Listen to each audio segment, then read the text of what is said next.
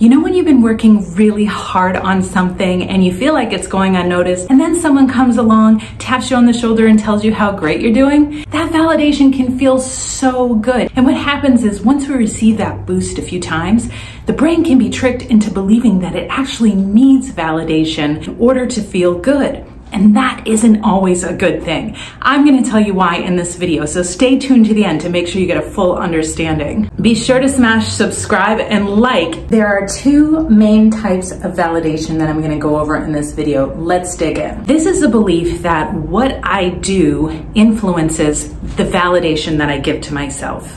So let's say one of the ways that I validate myself is by staying late and working extra hours.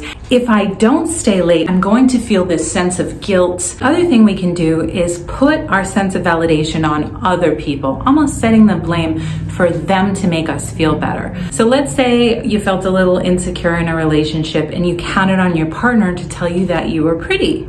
If they didn't tell you that you were pretty, you didn't feel pretty. When you place your validation externally, you can get angry at a person for not giving it to you. What happens when we place too much validation on ourselves or on others is when it doesn't happen, we start to get these little wounds that almost look like little holes.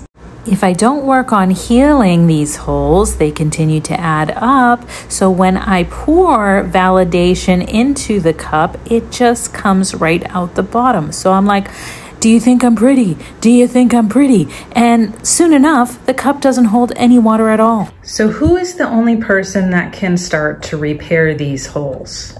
If you find that you're putting a lot of validation in your own hands and what you do influences how you feel about yourself, or if you're putting a lot of validation in other people's hands and what they tell you influences how you feel about yourself, we all do this to a certain extent. What I want you to think about is those holes in the cup.